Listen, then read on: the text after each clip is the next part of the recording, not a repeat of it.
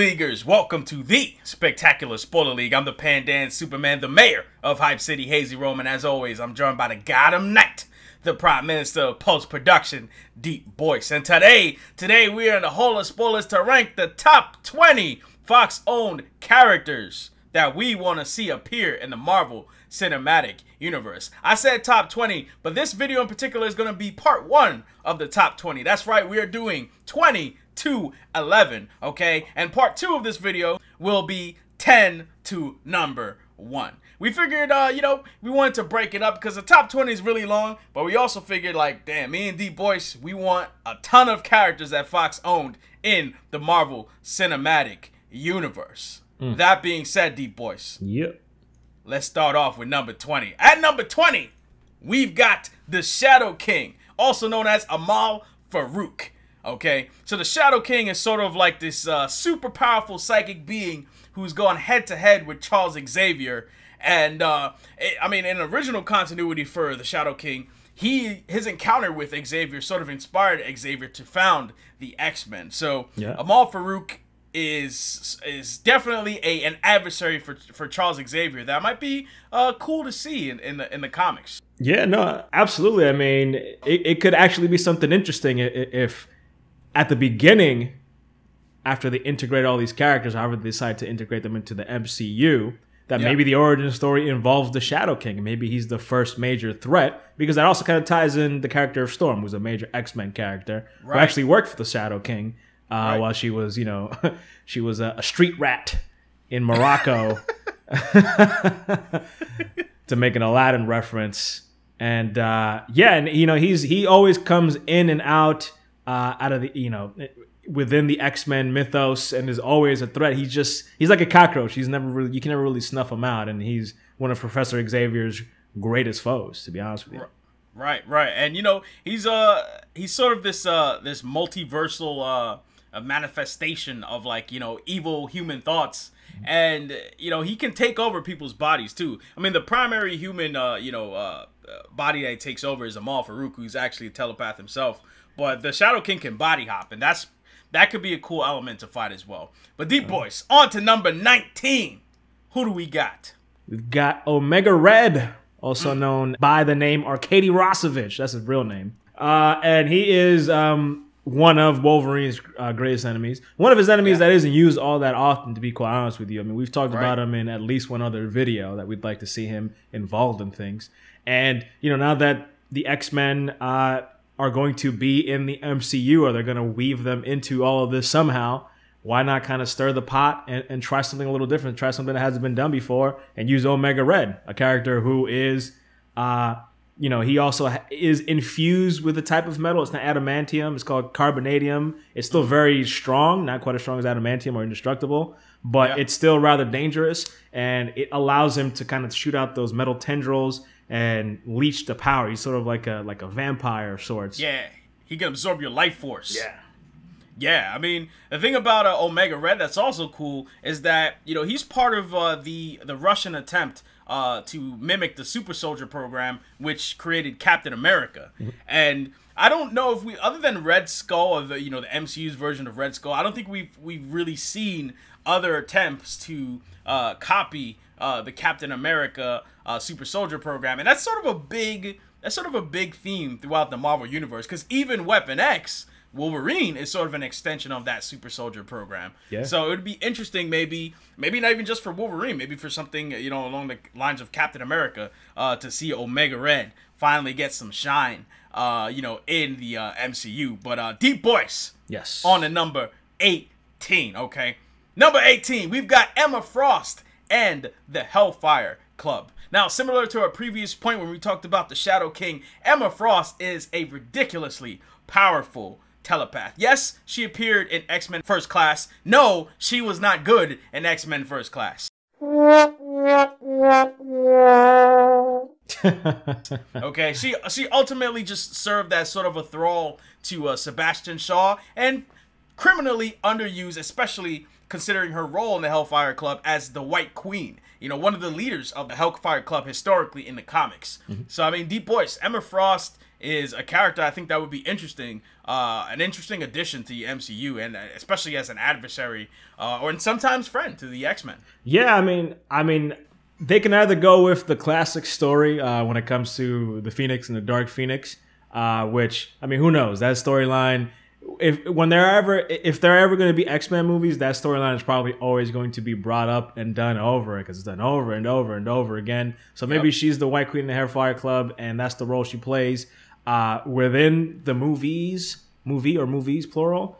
Or maybe they take a more modern approach where take actually a note from what they're doing on The Gifted with a character that is related to Emma Frost. And instead of having her being, a straight up bad guy, maybe she is a part of the X-Men, but they decide to portray the X-Men as a group that, of differing ideals and ideologies, and maybe kind of cause some inner turmoil and strife within the X-Men, because she does at some point, kind of put her manipulative fingers on Cyclops, the leader of the X-Men, and causes a schism, which was the name of a crossover that was done with the X-Men. Right. I mean, Emma Frost, bottom line, has deep history with the X-Men, and it would be really cool to see her in the Hellfire Club finally get some shine. Yeah. But DeepBoyce, on to number 17.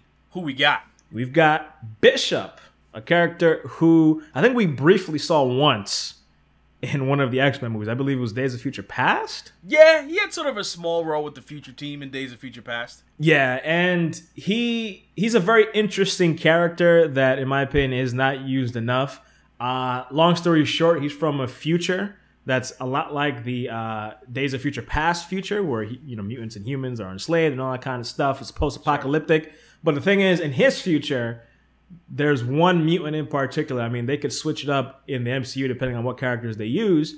There's one mutant that was responsible for his dystopian future. So he comes back in time and he wants to, help out the X-Men and work with them. But one of them is the one that is responsible for the future that he's responsible for, if that makes any sense. So instead of it being, a bad guy or some senator, it's actually one of the X-Men's own that turns evil. And he kind of comes in, and there's a bit of a moral dilemma involving Bishop. I mean, aside from the fact that, again, he's a pretty cool, level-headed character, and he's got an interesting skill set in the way that he can kind of divert energy blasts that are sent to him. And, time travel stories are difficult to do, but I think if they want to, the X-Men are in those types of storylines all of the time. Absolutely. Again, maybe they can do something a little different. Maybe they could take a character that, again, isn't used all that often and do like a very interesting introspective storyline with Bishop and the X-Men. Yeah, absolutely, man. I mean, that was well put, man. I don't really have anything to add in that regard, other than Bishop was sort of a primary character in the short-lived and criminally underrated X-Men show by the name of Wolverine and the X-Men. Yeah. So he sort of had a role with the Future Team, protecting the last vestiges of mutant kind. Yeah. And, Wolverine was in communication with Charles Xavier of the future, who was working with Bishop in order to try and stop this Sentinel-ridden future, a dystopian future that the mutants were trying to survive in. And that's another very interesting storyline you brought up, which, again, maybe, I don't know if they're going to do anything like House of M or any type of storyline in regards to the X-Men being near extinction, where Bishop also played a role in, I guess, Hope Summers, or like a Children of Men type of story, where there is a brand new mutant that's been born after so long, and the mutants thought they were extinct. So you have the X-Men, and you have Emma Frost and her mutants, and you have the Brotherhood of Evil Mutants, and you have all these different organizations vying for this new mutant child who could, they could use for their benefit with regards to the future of mutant kind. So that's another interesting storyline that Bishop can kind of play a role in. And for God's sake, he's got to have the Jerry curl. Can't have Bishop without the Jerry curl. Bring him with the Jerry curl. I mean, he's going to need to get up on that soul glow. I don't know if they got that in the future, man, but we'll see, man.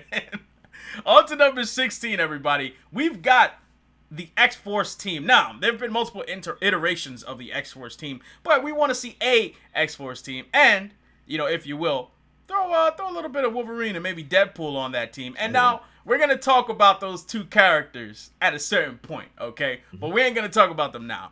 But this will give the chance for Marvel to sort of capitalize on some of the successes of what Fox has done with the X-Men Marvel Universe, which is make some pretty decent R-rated movies. Yeah. And I don't think Marvel would sleep on that notion. I actually do think the X-Force movies would sort of give them a chance to let some mutant characters run wild.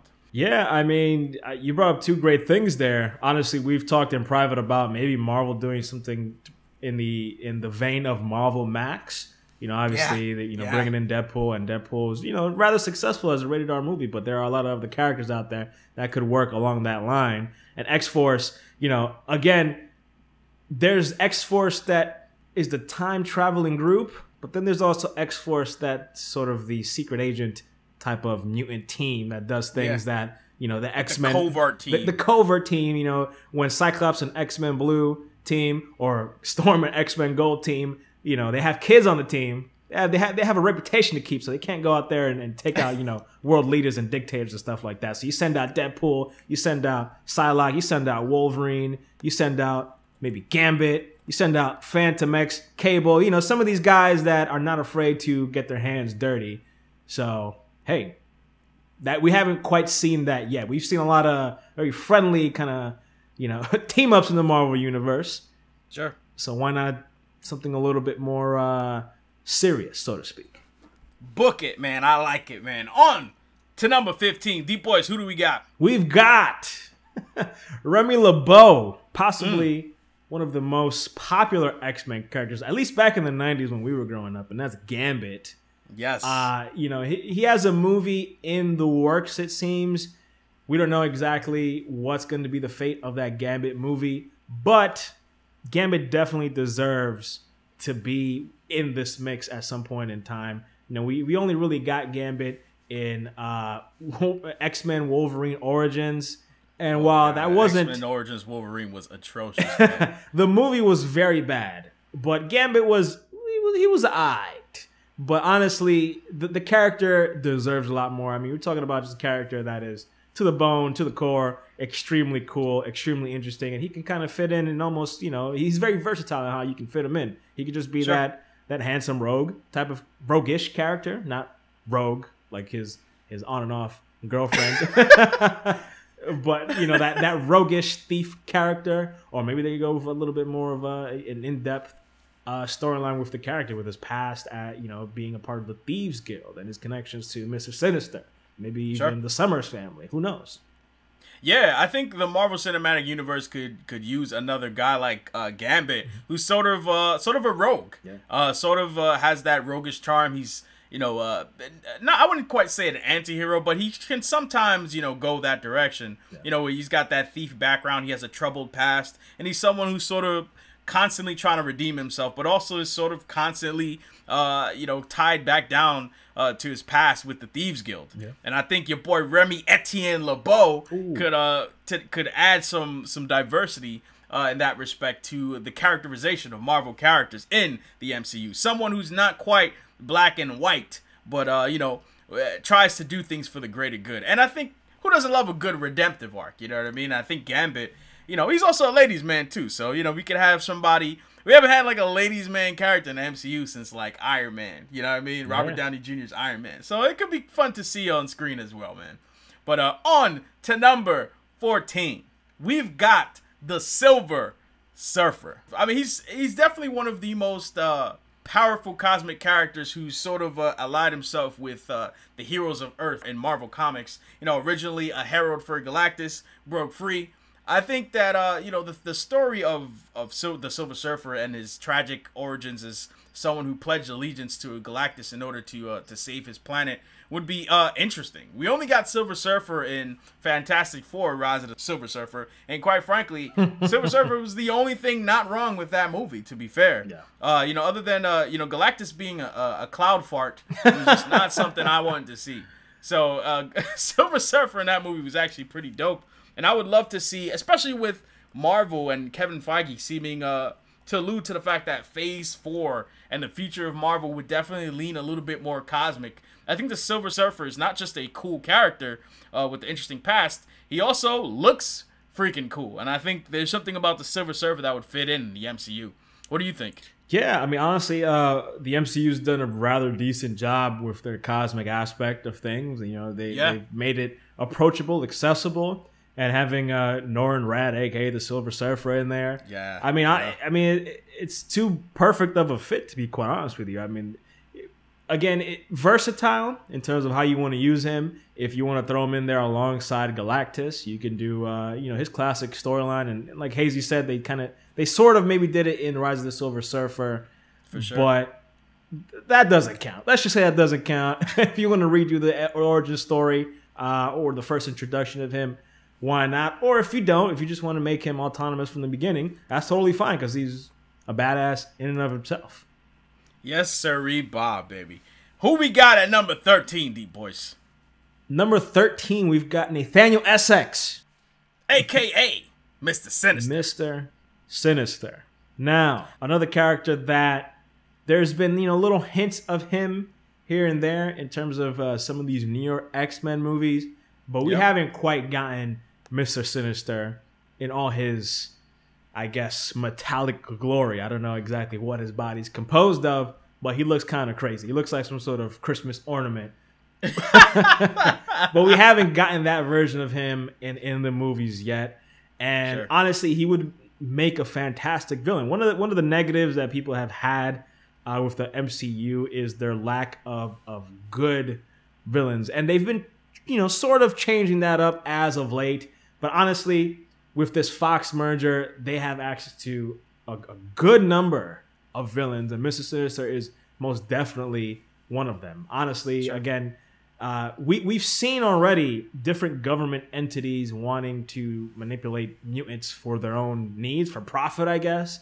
But maybe let's take a more classic kind of evil comic book approach with someone that has something else in mind. He's someone who's above profit or a corporation, and who wants to manipulate Gene, who sees Homo Superior as the next step of evolution on Earth and wants to use that to his advantage. Or maybe you would take a bit of a darker approach, like what they did with him in Ultimate X-Men, written by Brian Michael Bendis, where he's literally a cultist. Like he's out of his mind, and he sees Apocalypse.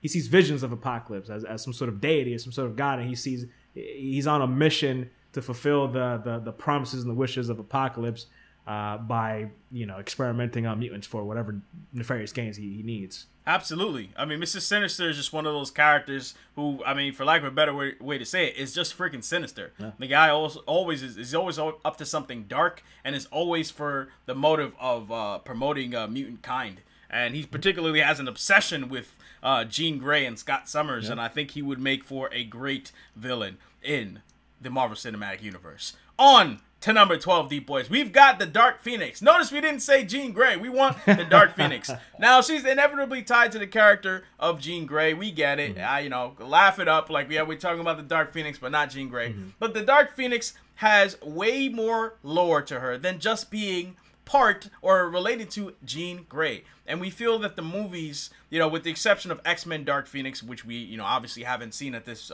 point, it seems like the Phoenix has sort of always kind of been undershot in terms of the lore. The Phoenix being or entity is way more than just being Jean Grey. And for that, I'm going to kick it over to DeepBoyce because he is a fan of the Shi'ar Empire, which is inevitably tied to the Dark Phoenix. Yeah, again, Marvel Cosmic Universe, they've laid the groundwork for, you want to fit in the Chitauri, the Skrulls, the Kree, and you can also fit in the Shi'ar Empire, who, I guess a lot of them worship the Phoenix entity as a deity of sorts.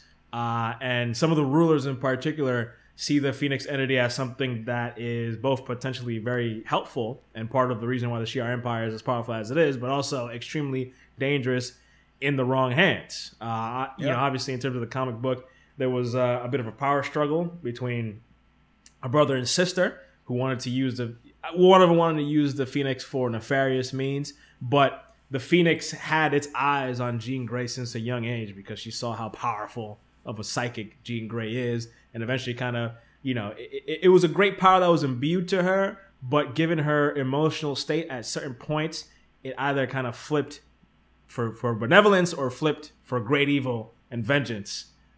So, they can kind of fit that in. That it's been done. It's been done, but not very effectively. But again, if you set it up correctly, again, to have a character, one of the X-Men's own, that is a threat, almost, like a Hulk-like story. People like the Hulk. They like Banner. They want to help him out, but the Hulk gets out of control. So sometimes, to such an extent, you got to put him down, some way, somehow. And that's the difficult situation that the Dark Phoenix puts not only Shi'ar but also the X-Men, where they have to, absolutely, maybe take out Jean Grey because she's the conduit for the Phoenix Force. Absolutely, and with her being such a big role in the cosmic part of things, you could potentially throw in some other cosmic characters that have already been introduced. I mean, how about the Guardians of the Galaxy, or even the Nova Corps? Yep. I mean, there's a seemingly endless possibilities for the Dark Phoenix, the Shi'ar, and anything in that lore. Yep. But DeepBoyce, on to number 11 and the last group on this part 1 of the top 20 characters we want in the Fox addition to the Marvel Cinematic Universe. That was a mouthful. But DeepBoyce, number 11 is the Brotherhood of Evil Mutants. Not just Magneto, everybody. The Brotherhood of Evil Mutants. Now, there have been, there's been a rotating roster of the Brotherhood of Evil Mutants. There's people that we know like Mystique and, Quicksilver spent some time with the Brotherhood of Evil Mutants, Toad, characters like that. But the bottom line is, when we say the Brotherhood of Evil Mutants, we want a focus on the whole group, not just Magneto, which we've seen in most of the X-Men movies. It's just been a focus on Magneto. And Mystique, in the original X-Men trilogy, was sort of a quiet character who had a I guess a big role in the sense that she was Magneto's right-hand person, but they never really went much into her characterization. Now, the newer X-Men movies with First Class, Days of Future Past, X-Men Apocalypse, and even X-Men, the upcoming X-Men Dark Phoenix, Mystique has sort of had like a bigger role, but we haven't actually seen the Brotherhood as a group functioning. And I think that it's important to show the Brotherhood of Evil Mutants as an adversary for the X-Men because, quite frankly, they are the most well-known villains for the X-Men. They're the group that is sort of the anti-X-Men. They're at the forefront of the larger looming conflict of ideology between Professor X and Magneto. And we've never really got to see the Brotherhood of Evil Mutants and how they interact with each other and how they execute plans. And I think that it would be interesting to not just see things from the X-Men point of view, but also from the Brotherhood of Evil Mutants point of view. Yeah, no, I totally agree. I mean, honestly, from what we've seen, they've been kind of punked. And since they're led by Magneto, and the big conflict is the ideologies of Magneto versus the ideologies of Professor Xavier, but we also get a breakdown of the different ways that the X-Men fit into the ideology of Xavier. But we've never really gotten how the different mutants within the Brotherhood of Evil Mutants, how they kind of fit in and why they agree to the way Magneto wants to do things.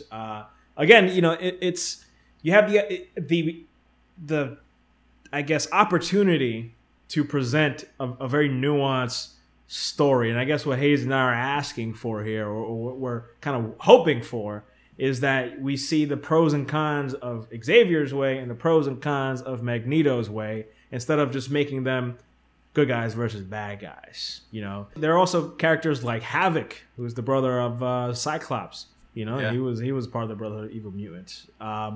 There's Hazy's favorite, the Dark Beast, who's an alternate reality version of Hank McCoy, the Beast. So you can, there's Sabretooth, who's in there. You could definitely kind of just throw in some more, I guess, interesting characters to kind of give us an interesting dynamic here. And really, again, I've used this a lot in this list, in this video, but I think they provide versatility, to be quite honest with you. You can, with this kind of evil group that you're not just going to take out in one movie, hopefully, you can really fit them into a number of different storylines or recurring kind of storylines within a number of movies. Yeah. They sometimes ally with the X-Men if it's for a common goal. Oh yeah, versus Apocalypse, maybe even the Juggernaut. Right. You know what I'm saying? Exactly.